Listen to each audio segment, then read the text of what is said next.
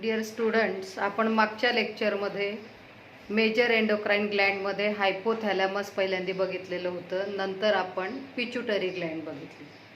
Pituitary Gland जी बघितली आपण त्याच्यात पाहिलं होतं तिचे दोन लोब असतात, ॲडिनोहायपोफायसिस, न्यूरोहायपोफायसिस. ते दोघं लोब ज्या वेळेला आपण बघितले, पुन्हा त्यांचे पार्ट्स आपण बघितले. मग ॲडिनोहायपोफायसिसचे जे पार्ट्स बघितले त्याचे आपण पुन्हा रिव्हिजन करू. त्यात आपण पहिल्यांदा बघितलं होतं पार्स डिस्टॅलिस, पार्स ट्युबरॅलिस आणि पार्स इंटरमिडिया. मग आपण त्यावेळेला पाहिलं होतं की पार्स डिस्टॅलिसमध्ये सिक्रिटरी सेल्स असतात आणि त्या स्वतः त्या लोबमध्ये सिक्रेशन करतात. मग आपण दोन प्रकारच्या सेल बघितल्या, त्या क्रोमोफोब सेल, क्रोमोफिल सेल अशा बघितलेल्या होत्या. मग क्रोमोफिल सेलमध्ये आपण ॲसिडोफिल सेल, बेसोफिल सेल बघितल्या होत्या. पुन्हा त्यांचे दोन दोन प्रकार पाहिले होते. ॲसिडोफिल सेलमध्ये ए सेल, बी सेल बघितल्या होत्या. बेसोफिल सेलमध्ये बीटा, डेल्टा सेल बघितल्या होत्या. आणि ह्या सेल बघितल्यानंतर आपण प्रत्येकाचं सिक्रिशन बघितलं होतं. प्रत्येक सेल कोणते हार्मोन सिक्रेट करते ते आपण बघितलं होतं. मग आता बघा, आपण त्याच्यात पाहिलं होतं की पार्स डिस्टॅलिसमध्ये GH, TSH, LH, FSH, LTH, ACTH हे जे हार्मोन्स आहेत हे पार्स डिस्टॅलिसमधल्या सेल सिक्रेट करतात. म्हणजेच ॲडिनोहायपोफायसिसचा लोब जो आहे त्याच्यामध्ये हे हार्मोन सिक्रेट होत असतात. हे आपण मागच्या लेक्चरला बघितलं होतं. मग आज आपण काय बघणार आहोत? हे जे हार्मोन सिक्रेट होतात यांच्या डिसऑर्डर्स आपल्याला बघायचे आहेत. त्याचप्रमाणे हे हार्मोन्स नेमके आपल्या बॉडीत कशावर ॲक्शन करतात ते आपल्याला बघायचं आहे. तर सुरुवातीला आज आपण GH हा हार्मोन बघणार आहोत. GH त्यालाच ग्रोथ हार्मोन असं म्हणतात. त्याचंच ऑर नेम आहे STH, सोमॅटोट्रॉपिक हार्मोन. आपण बघितलं होतं की पिच्युटरीच्या ॲडेनोहायपोफायसिसमध्ये हा GH ग्रोथ हार्मोन किंवा STH हा सिक्रेट होतो. तर तो आता कसा ॲक्शन करतो? हा GH जो आहे हा आपल्या टिश्यूवर, बॉडीतले आपले सगळे टिश्यू जे असतात या टिश्यूवर ॲक्शन करण्याचं काम हा ग्रोथ हार्मोन जो आहे तो करतो. मग हा नेमकं काय करतो? तर it stimulates growth and development of all tissues by accelerating protein synthesis and cell division.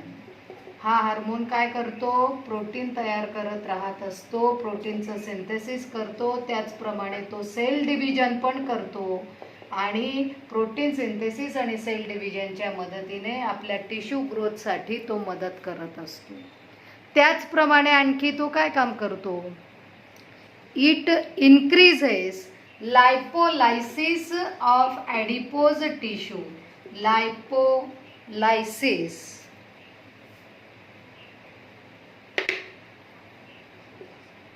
लायपोलायसिस कोणाचं? ॲडिपोज टिश्यूचं. ॲडिपोज टिश्यू तुम्ही 11वीला बघितलेला आहे. त्यालाच आपण फॅटी टिश्यू असंही म्हणतो. त्या ॲडिपोज टिश्यूमध्ये आपण पाहिलेलं होतं सगळ्या फॅट सेल्स असतात, म्हणजे त्याच्यामध्ये फॅट्स असतात. म्हणजेच फॉर एक्झाम्पल तिथं लायपोलायसिस होतं. लायसिस ब्रेकिंग, लिपिडचं ब्रेकिंग करण्याचं काम पण हा GH जो आहे हा ॲडिपोज टिश्यूमध्ये करत असतो. त्याचप्रमाणे हा आणखी काय करतो? तर ग्लुकोज ब्लड लेव्हल जी असते ती इन्क्रीज करण्याचं काम करतो. ग्लुकोज ब्लड लेव्हल, ही ग्लुकोजची ब्लड लेव्हल जी असते ती कशी इन्क्रीज करतो? By decreasing the secretion of insulin. इन्सुलिनचं सिक्रिशन ज्या वेळेला कमी होत असेल त्यावेळेला ब्लडमध्ये ग्लुकोजची लेवल वाढवण्याचं काम हा ग्रोथ हार्मोन जो आहे तो करत असतो. तर आपण 11वीला बघितलं आहे पॅनक्रिया. पॅनक्रियामध्ये आपण बघितलं आहे आयलेट्स ऑफ लँगरहॅन्स असतात. त्याच्यामध्ये आपण पाहिलं बीटा सेल्स असतात.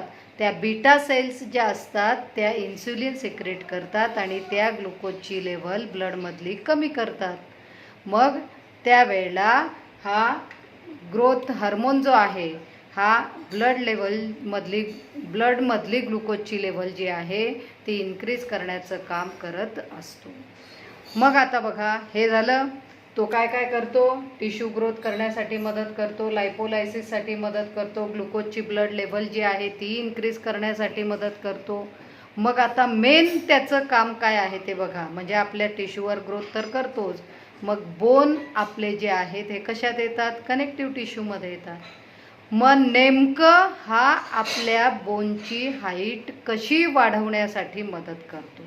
तर हे आता नीट ऐकाल, नीट बघाल. बघा, हा ग्रोथ हार्मोन जो आहे इट इन्क्रीजेस और ग्रोथ ऑफ अवर बोन्स. हा आपल्या बोन्सची हाईट जी आहे ती इन्क्रीज करण्यासाठी मदत करतो. कसं? मग बघा, आता आपण पाहिलंय पिच्युटरीला आधी हायपोथॅलॅमस. हा हायपोथॅलॅमस पिच्युटरी ग्लँडवर ॲक्शन करतो. हायपोथॅलॅमसचा हार्मोन आपण बघितलाय, तो रिलीजिंग इनहिबिटिंग हार्मोन सिक्रेट करतो, GHRH. त्याला secrete growth hormone, releasing hormone, त्या ग्रोथ हार्मोनला सिक्रेट करण्यासाठी तो पिच्युटरी ग्लँडला स्टिम्युलेट करतो. ही पिच्युटरी ग्लँड काय करते? मग ग्रोथ हार्मोन सिक्रेट करते. मग आता हा ग्रोथ हार्मोन सिक्रेट केलेला तो पिच्युटरी ग्लँड काय करते? तो ग्रोथ हार्मोन लिव्हरकडे पाठवते. म्हणजे लिव्हरला तो ग्रोथ हार्मोन स्टिम्युलेट करतो. कोणाला स्टिम्युलेट करतो? लिव्हरला. मग हा लिव्हर जे आहे हे लिव्हर सोमॅटोमिडिन सिक्रेट करतं. लिव्हर काय करतं? सोमॅटोमिडिन सिक्रेट करतं. आणि हे सोमॅटोमिडिन आपल्या बोन्सची हाईट जी आहे ती वाढवण्यासाठी मदत करत असतं. म्हणजे डायरेक्ट ग्रोथ हार्मोन जो आहे तो बोनवर ॲक्शन नाही करत, तर काय? ग्रोथ हार्मोन पिच्युटरी जी सिक्रेट करते ते लिव्हरला स्टिम्युलेट करतं. मग लिव्हर सोमॅटोमिडिन हार्मोन सिक्रेट करतं आणि सोमॅटोमिडिन हार्मोन सिक्रेट झाला की तो बोन्सला स्टिम्युलेट करतो, कार्टिलेजला स्टिम्युलेट करतो. कार्टिलेजची ग्रोथ होते, बोन्सची ग्रोथ होते. म्हणजे तिथं बोन्सची हाईट जी आहे ती वाढते. म्हणजे आपली हाईट जी आहे ती वाढत असते. मग ही ॲक्शन एक तो हा ग्रोथ हार्मोन जो आहे तो करतो. मग बोन्सची हाईट नुसती वाढून उपयोग नाही, तर बोन्समध्ये काय असतं? कॅल्शियम असतं. मग हे कॅल्शियम जे आहे ते पण प्रोव्हाइड करण्याचं काम हा ग्रोथ हार्मोन करतो. मग कसं करतो? हा काय करतो? ग्रोथ हार्मोन इंटेस्टाईनकडनं, आपल्या इंटेस्टाईनकडनं कॅल्शियमचं ॲब्सॉर्प्शन करतो. काय करतो? आपल्या इंटेस्टाईनकडनं कॅल्शियमचं ॲब्सॉर्प्शन करतं आणि ते बोनवर डिपॉझिट करत असतं. म्हणजे अशी सगळे ॲक्शन हा ग्रोथ हार्मोन जो आहे तो आपल्या बॉडीचे टिश्यू ग्रोथ करण्यासाठी मदत करत असतो. मग आता बघा, हे झालं या ग्रोथ हार्मोनचं हायपोसिक्रिशन आणि हायपर सिक्रिशन. हे आपण दोघं बघितलेले आहे. हायपोसिक्रिशन आणि हायपर सिक्रिशन म्हणजे काय आपण पाहिलंय. हायपोसिक्रिशन, हायपो म्हणजे काय? लेस. हायपर म्हणजे काय? इन्क्रीज. म्हणजेच ज्या वेळेला या GH हार्मोनचं सिक्रेशन कमी होतं त्यावेळेला त्याला आपण हायपोसिक्रेशन म्हणू. GHचं सिक्रेशन जास्त होतं त्यावेळेला आपण त्याला हायपर सिक्रेशन म्हणू. मग आधी आपण हायपोसिक्रेशन बघू. काय बघायचं आहे आता आपल्याला? आधी हायपोसिक्रेशन. मग जर या ग्रोथ हार्मोनचं सिक्रेशन कमी झालं, लेस झालं, तर हायपोसिक्रेशन आपण त्याला म्हणतो. आणि पुढे त्याच्यामुळे काय होतं ते आता आपल्याला बघायचं. मग चाइल्डहूड कंडिशनमध्ये म्हणजे चिल्ड्रन्समध्ये जर हा ग्रोथ हार्मोन कमी सिक्रेट झाला तर काय होतं? तो जो चिल्ड्रन असतो त्याची फिजिकल ग्रोथ जी असते ती स्टंटेड स्टंटेड म्हणजे काय, तर ती फिजिकल ग्रोथ जी असते ती त्याची खुंटते, वाढ ही थांबते. स्टंट म्हणजे काय, खुंटणे. तर त्या चिल्ड्रनची कोणामध्ये दिसतं हे, चिल्ड्रन्समध्ये हायपोसिक्रेशन जर झालं तर काय होतं, त्याची फिजिकल ग्रोथ जी असते ती स्टंटेड म्हणजेच काय, त्याची फिजिकल ग्रोथ जी असते ती कमी होत असते, खुंटलेली असते. त्याची फिजिकल ग्रोथ ही होत नाही, म्हणजे त्याची वाढ ही होत नाही. आणि ज्या वेळेला असे सिम्पटम्स त्या चिल्ड्रनमध्ये दिसतात त्यावेळेला त्याला पिच्युटरी ड्वार्फिझम असं म्हणतात. काय म्हणतात त्याला, पिच्युटरी ड्वार्फिझम. बघा बोलतो तसं स्पेलिंग तयार करायचं. काय म्हणतात त्याला, पिच्युटरी ड्वार्फिझम असं म्हणतात, किंवा त्यालाच नुसतं ड्वार्फिझम असंही म्हणतात. तर ज्या वेळेला हायपोसिक्रेशन होतं ग्रोथ हार्मोनचं कोणामध्ये, चिल्ड्रन्समध्ये, त्यावेळेला त्याला आपण म्हणतो पिच्युटरी ड्वार्फिझम. मग काय परिणाम होतो, तर त्याच्या फिजिकल ग्रोथ जी असते ती खुंटते, त्याची वाढ जी आहे ती होत नाही. मग आता बघा, हे ड्वार्फ जे असतात, ड्वार्फिझम पाहिलं, मग ते जे चिल्ड्रन असतात त्यांना ड्वार्फ म्हणतात. ते ड्वार्फ जे असतात दोन प्रकारचे असतात. कोणते कोणते असतात, फ्रॉलिच ड्वार्फ आणि दुसरं लॉरेन ड्वार्फ. कोणते असतात, फ्रॉलिच ड्वार्फ आणि लॉरेन ड्वार्फ. मग आता हे दोघं ड्वार्फ आहेत, बुटकेच आहेत, पण यांच्यात काय बदल दिसतो, तर फ्रॉलिच ड्वार्फ जे असतात हे मेंटली ॲबनॉर्मल असतात.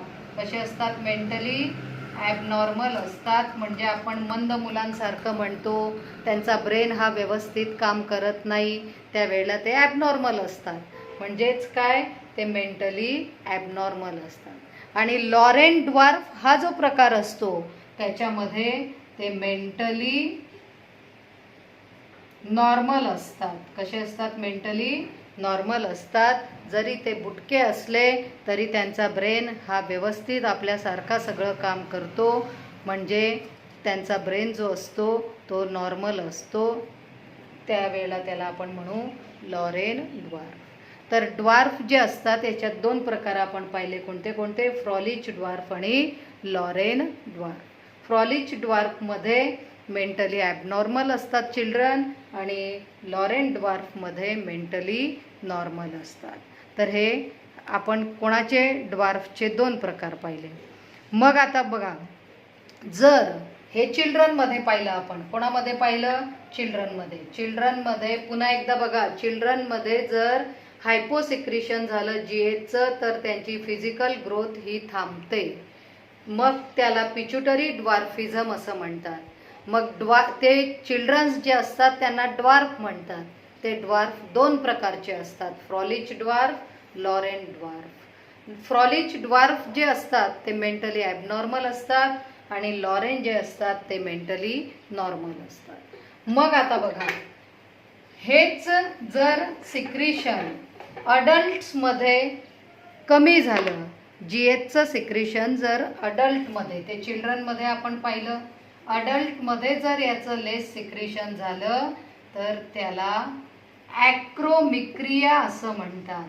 काय म्हणतात त्याला, ॲक्रोमिक्रिया. कोणामध्ये, अडल्टमध्ये जर त्याचं सिक्रेशन कमी झालं तर ती जी डिसऑर्डर त्या अडल्टमध्ये दिसते त्या डिसऑर्डरला ॲक्रोमिक्रिया असं म्हणतात. किंवा प्रश्न ह्या डिसीजच्या नावाने विचारला जातो, त्याला सिमन्स डिसीज असं म्हणतात. हे लक्षात ठेवायचं.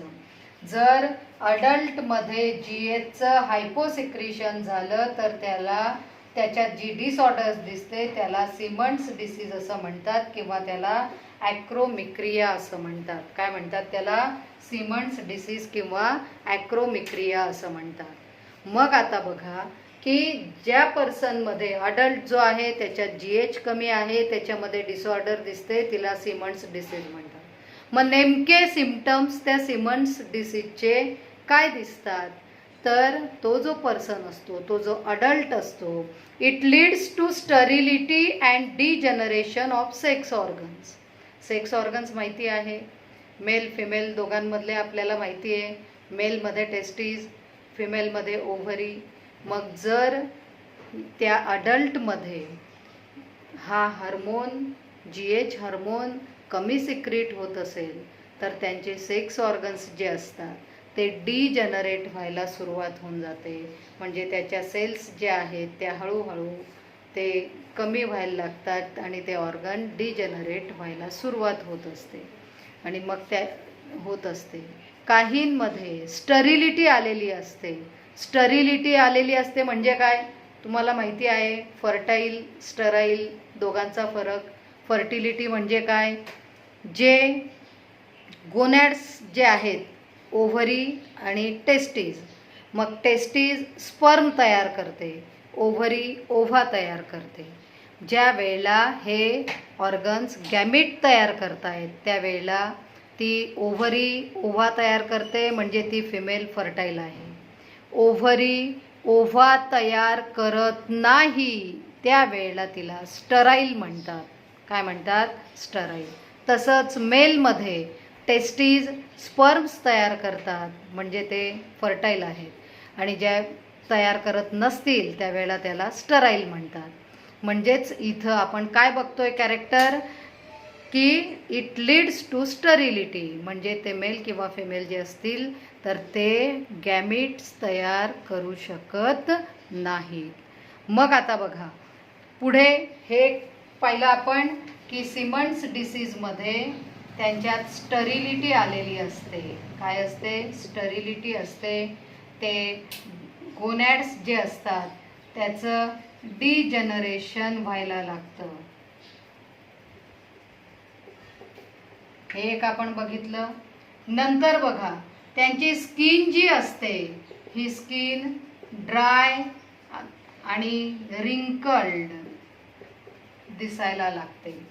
त्यांच्यात स्किन जी असते ती अशी कोरडी दिसायला लागते. रिंकल्ड म्हणजे सुरकुत्या पडल्यासारखी स्किन त्या सिमन्स डिसीज असलेल्या पर्सनमध्ये आपल्याला बघायला मिळते. म्हणजे दुसरं त्यांच्यातलं कॅरेक्टर आपल्याला काय बघायला मिळतं, त्यांची स्किन जी आहे ती ड्राय झालेली असते आणि ती रिंकल्ड पण झालेली असते. सुरकुत्या पडल्यासारखी ती स्किन आपल्याला दिसते. त्याचप्रमाणे आणखी बघा it leads to early senility. Senility म्हणजे काय, ओल्डनेस. म्हणजे त्यांचं वय हे कमी असतं पण ते आपल्याला म्हातारे झाल्यासारखे वाटतात. अगदी म्हातारपणातले सगळे गुण त्यांच्यामध्ये दिसायला लागतात. म्हणजेच त्यांच्यामध्ये लवकर म्हातारपण येतं. त्याला सेलिनिटी असं म्हणतात. काय म्हणतात त्याला, सेलिनिटी. तर हे असे कोणामध्ये सिम्पटम्स दिसतात तर अडल्टमध्ये लेस सिक्रिशन असेल GHचं त्यावेळेला ती डिसऑर्डर सिमन्स डिसीज. आणि सिमन्स डिसीजमध्ये काय आपल्याला सिम्पटम्स दिसतात तर त्या पर्सनला स्टरिलिटी आलेली असते. त्याचे जे सेक्स ऑर्गन्स असतात त्याच्यात डिजनरेशन व्हायला सुरुवात होऊन जाते. त्यांची स्किन ही ड्राय होऊन जाते. रिंकल्ड म्हणजे सुरकुत्या पडल्यासारखी होऊन जाते. त्याचप्रमाणे त्यांच्यात सेलिनिटी आलेली असते म्हणजे ओल्डनेस त्यांच्यात आपल्याला बघायला मिळत असतो. हे सगळं CET-साठी नीटसाठी महत्त्वाचं आहे. त्याच्यामुळे नीट वॉच कराल व्हिडिओला, नीट ऐकाल, लक्षात ठेवा. झालं हे हायपोसिक्रिशन आपण चिल्ड्रनमधलं आधी पाहिलं, नंतर आपण अडल्टमध्ये बघितलं. Hyposecretion of GH in children causes pituitary dwarfism. Hyposecretion in adult causes Simmonds disease. आलं लक्षात. हे दोघं आपण बघितले, दोघांचे सिम्पटम्स आपण त्याच्यात बघितले. मग आता बघा हे झालं हायपोसिक्रिशन. आता आपण बघू हायपर सिक्रिशन. काय बघायचं आहे आता आपल्याला, हायपर सिक्रिशन. हे हायपर सिक्रिशन जे आहे, हायपर सिक्रिशन म्हणजे काय, इन्क्रीज इन हार्मोन. मग ज्या वेळेला हा ग्रोथ हार्मोन वाढलेला असेल, त्याचं सिक्रिशन वाढलेलं असेल, त्यावेळेला त्याला आपण म्हणू हायपर सिक्रिशन. काय म्हणू त्याला? Hyper secretion. मग आता जसं आपण चिल्ड्रनमध्ये कमी पाहिलं, तसं चिल्ड्रनमध्ये जर हा हार्मोन इन्क्रीज झाला, त्याचं सिक्रिशन जास्त झालं, तर त्याला गिगॅन्टिझम म्हणा किंवा जायगॅन्टिझम म्हणा. कोणामध्ये?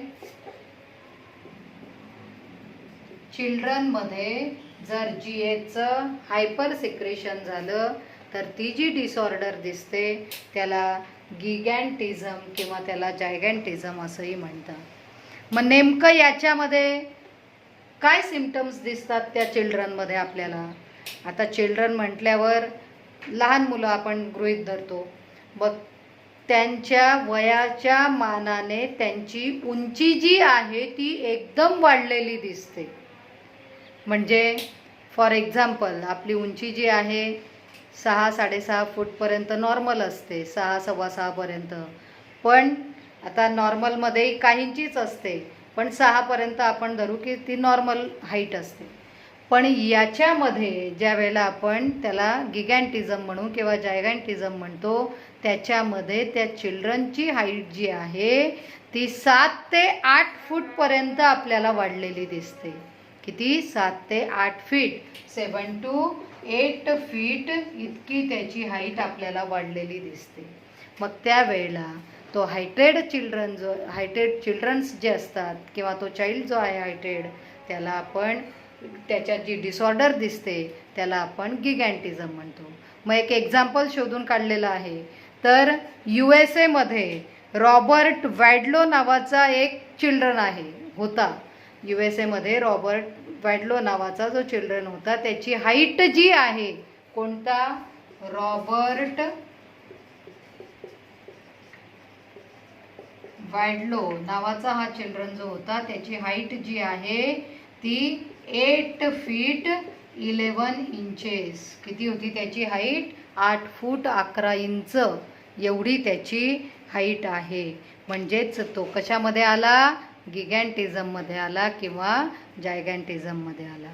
हे हाईटसाठी पाहिलं. आणखी आता त्या जायगॅन्टिझममध्ये आणखी कोणते सिम्पटम्स बघायला मिळतात? तर आपण पाहिलं आहे, हा GH हार्मोन जो असतो, हा प्युबर्टी पिरियडच्या वेळेला किंवा प्युबर्टी पिरियडच्या वेळेला हा GH हार्मोन जो आहे याचं सिक्रिशन जास्त होतं. काय होतं? जास्त होतं. कोणाचं?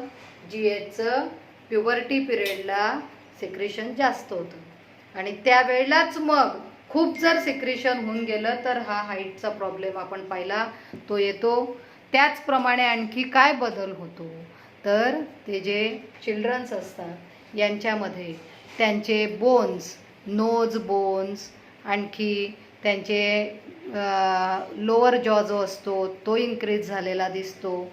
त्याचे लिम्ब बोन्स जे असतात, हाताचे पायाचे बोन्स जे असतात त्याला लिम्ब बोन्स म्हणतात, ते इन्क्रीज झालेले दिसतात. फूट त्याचे टोज हे इन्क्रीज झालेले दिसतात. आपले हँड्स, त्यांचे फिंगर्स हे पण इन्क्रीज झालेले दिसतात. म्हणजे त्याचे फूट, त्याचे हँड्स, त्याचा लोअर जॉ, नोज हे जे सगळे बोन्स असतात हे अचानक असे सगळे इन्क्रीज झालेले दिसतात. आणि तो ॲपिअरन्स त्या चिल्ड्रनमध्ये आपल्याला गोरिला माकड तुम्ही बघितलेलं आहे, त्या गोरिलासारखा ॲपिअरन्स त्या चिल्ड्रनमध्ये बघायला मिळत असतो. म्हणजे गोरिला ॲपिअरन्सवर प्रश्न जर विचारला, गोरिला लाईक ॲपिअरन्स कोणामध्ये दिसतं? तर गोरिला लाईक ॲपिअरन्स हे गिगॅन्टिझममध्ये बघायला मिळतं. कोणामध्ये? ते पण चिल्ड्रन्समध्ये. कोणामध्ये? चिल्ड्रन्समध्ये गोरिला लाईक ॲपिअरन्स बघायला मिळत असतं. मग हे जे गोरिला लाईक ॲपिअरन्स दिसतं तर त्याला ॲक्रोमेगली असं म्हणतात. अडल्ट्समध्ये त्याला काय म्हणायचं? ॲक्रोमेगली. काय म्हणायचं त्याला? अडल्ट्समध्ये ॲक्रोमेगली.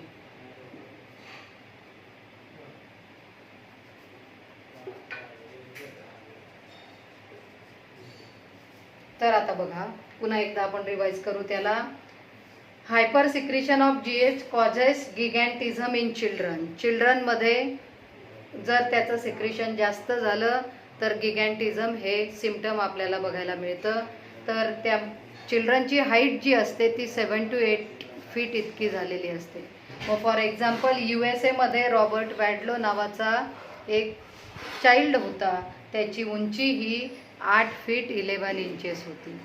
मग आता बघा अडल्टमध्ये प्युबर्टी पिरियड ज्या वेळेला येतो चिल्ड्रन आणि अडल्ट यांच्यामधला, त्या प्युबर्टी पिरियडमध्ये GHचं सिक्रेशन हे जास्त होतं आणि त्यावेळेला मग अडल्ट्समध्ये काय सिम्पटम्स बघायला मिळतात तर अडल्ट्समध्ये हे गोरिला लाईक ॲपिअरन्स बघायला मिळतो.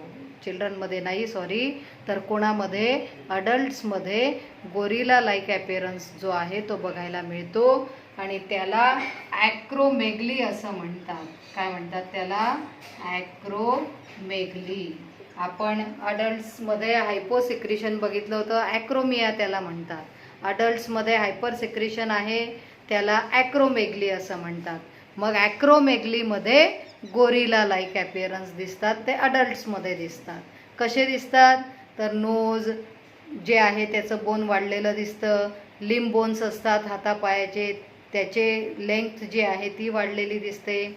आपले हँड्स फूट जे असतात त्यांचे फिंगर्स, हँडचे फूटचे टोज हे एकदम त्यांची लेंथ वाढलेली दिसते. तर ही गोरिला लाईक ॲपिअरन्स जे आहे ते याच्यामध्ये दिसत असतं. मग आता बघा याच्यात आणखी काय बघायला मिळतं. आपला व्हर्टिब्रल कॉलम जो असतो पाठीचा कणा, हा व्हर्टिब्रल कॉलम पण याच्यात वाढतो. त्याच्यामुळे व्हर्टिब्रल कॉलम हा बेंड होतो. काय होऊन जातो? बेंड होऊन जातो. ज्या वेळेला व्हर्टिब्रल कॉलम हा बेंड होतो त्यावेळेला ती जी टर्म असते त्याला कायफॉसिस असं म्हणतात. काय म्हणतात त्याला? कायफॉसिस.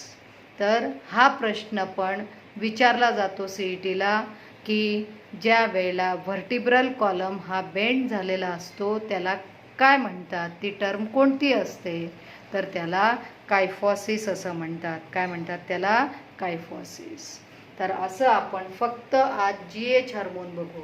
बघा बोलताना माझ्याकडनं मागच्या वेळेला हे चिल्ड्रनसोबत ॲक्रोमेगली सांगितलं गेलं, पण ते नीट लक्षात घ्या. चिल्ड्रनमध्ये गिगॅन्टिझम किंवा जायगॅन्टिझम आणि अडल्टमध्ये ॲक्रोमेगली गोरिला लाईक ॲपिअरन्स दिसतो. तर आज आपण पिच्युटरी ग्लँडमधला एकच हार्मोन बघितला, कोणता? GH किंवा ग्रोथ हार्मोन किंवा त्यालाच म्हणतात STH सोमॅटोट्रॉपिक हार्मोन. मग आपण काय पाहिलं? GH हा नेमका टिश्यूवर ॲक्शन करतो. मग टिश्यूवर ॲक्शन केल्यानंतर आपण पुढे पाहिलं की हाईटसाठी तो लिव्हरकडे जातो आणि लिव्हरकडे पोचल्यानंतर लिव्हर सोमॅटोमिडिन सिक्रेट करतं. सोमॅटोमिडिन सिक्रेट करून हाईट वाढण्यासाठी मदत होत असते. मग तुम्ही इथं म्हणाल की हा विशिष्ट वयापर्यंतच आपली हाईट वाढत असते. मग मॅडम ग्रोथ हार्मोन हा पुढे सिक्रेट होत नाही का? तो सिक्रेशन त्याचं थांबून जातं का? नाही, त्याचं सिक्रेशन थांबत नाही, पण आपली हाईट वाढणं मात्र थांबतं. मग आपण बघितलं बघा त्याच्यामध्ये काय बघितलं की हा हायपोथॅलॅमस GHRH. त्याच्यानंतर आपण बघितलं पिच्युटरी ग्लँडमध्ये GH. मग सांगितलं मी तुम्हाला की हा GH लिव्हरला स्टिम्युलेट करतो. तिथं आपण पाहिलं सोमॅटोमिडिन सिक्रेट करतं. कोण? लिव्हर. आणि मग आपली हाईट जी आहे बोन्सची ती इन्क्रीज होते. बरोबर? मग हे प्युबर्टी पिरियडमध्ये सगळं काही होऊन जातं. त्यावेळेला आपण अचानक म्हणतो हा 10वीपर्यंत याची उंची काहीच दिसत नव्हती, 11वी 12वीत आला एकदम याची हाईट वाढलेली दिसते. तर त्यावेळेला ग्रोथ हार्मोनचं सिक्रेशन पण जास्त असतं आणि अशी ॲक्शन सगळी होते. आपल्या बोन्सची हाईट वगैरे वाढते, त्याच्यामुळे आपली उंची पण वाढत असते. पण मग नंतर हा ग्रोथ हार्मोन जो आहे हा सिक्रेट होत असतो, पण आपली हाईट वाढत नाही. कारण काय? तर हा ग्रोथ हार्मोन जो सिक्रेट होतो तो लिव्हरवर ॲक्शन करतो आपण पाहिलं, मग लिव्हर सोमॅटोमिडिन सिक्रेट करतं. पण ज्या वेळेला ही हाईट आपली थांबते त्यावेळेला लिव्हरवर ते ॲक्शन करतो तो ग्रोथ हार्मोन, पण लिव्हर सोमॅटोमिडिन सिक्रीट करत नाही. हे लक्षात घ्या. आपली विशिष्ट वयापर्यंतच का हाईट वाढते, तर सोमॅटोमिडिन तेवढ्यापर्यंतच लिव्हर सिक्रीट करतं. नंतर लिव्हर सोमॅटोमिडिन सिक्रीट करणं थांबवतं, म्हणून आपली हाईट ही वाढायची थांबते. पण मात्र ग्रोथ हार्मोन हा सिक्रीट होत राहतो. थ्रूआउट लाईफ तो सिक्रीट होतो. आणि थ्रूआउट लाईफ तो का सिक्रीट होत राहतो, for repair and replacement of body tissues or cell. आपल्या बॉडी टिश्यूज आणि सेल्स जे असतात यांना रिपेअर करण्यासाठी, त्यांच्या रिप्लेसमेंटसाठी हा ग्रोथ हार्मोन जो आहे थ्रूआउट लाईफ सिक्रेट होत राहतो. मात्र हाईटसाठी तो विशिष्ट वयापर्यंतच, आपली हाईट एकदाची वाढली की तो लिव्हर सोमॅटोमिडिन सिक्रेट करत नाही, तोपर्यंतच तो लिव्हरवर काम करतो. मग का वाढत नाही, तर तुम्ही बघितलंय, समजा हे आपलं बोन आहे, लिम्ब बोन आहे, तर आपण पाहिलं होतं की चिल्ड्रन्समध्ये ही इपिफायसियल प्लेट असते. काय असते, इपिफायसियल प्लेट असते. ही इपिफायसियल प्लेट जी असते ही कार्टिलेजिनस असते. मग जसजसं हा सोमॅटोमिडिन ॲक्शन करत जातो, हे बोन आणि ही प्लेट जी असते ही फ्यूज होऊन जाते. म्हणजे पूर्ण हे बोनची डेव्हलपमेंट जी आहे ती तिथं होते आणि नंतर हाईट वाढणं जे आहे ते थांबतं. तर अशा प्रकारे आपण आज पहिला एकच हार्मोन हा सगळ्यात मोठा होता, म्हणून आजच्या लेक्चरला एकच हार्मोन आपण बघितला. कोणाचा, पिच्युटरीचा. कोणत्या लोबचा, ॲडिनोहायपोफायसिसचा. कोणता, GH ग्रोथ हार्मोन किंवा STH. त्याचं कशावर ॲक्शन करतो, हायपोसेक्रेशन आणि हायपर सेक्रेशन, हे सगळं आपण आज त्याच्यात बघितलं.